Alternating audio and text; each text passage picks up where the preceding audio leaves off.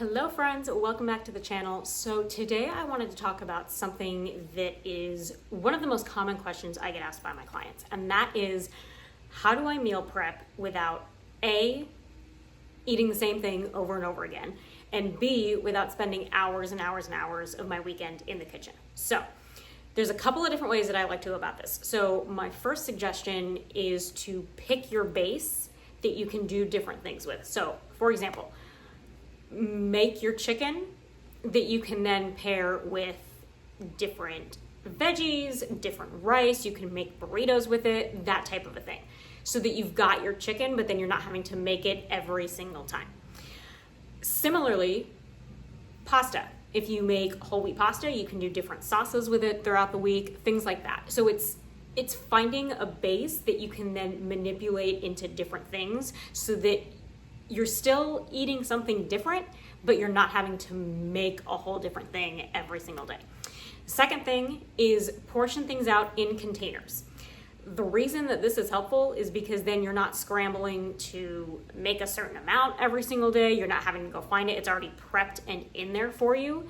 And especially if things need to be cut up or blended or things like that, doing that prep work ahead of time is going to be really, really helpful, especially when you're in the middle of a busy work week and you don't want to take the time to do that.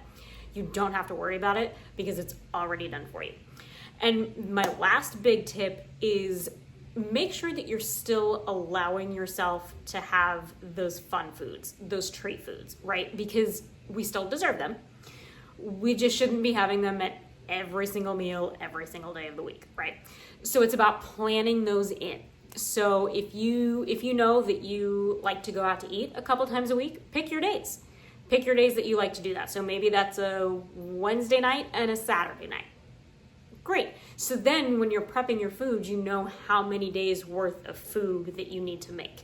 The key here is to work smarter, not harder, right? Meal prep is not made to be hard and time consuming like a lot of people make it seem. Now, obviously, if you're training for something specific like a bodybuilding competition or an athlete who's training for a specific event, things like that, obviously then your food prep is going to be a little bit more granular. It's going to take more time.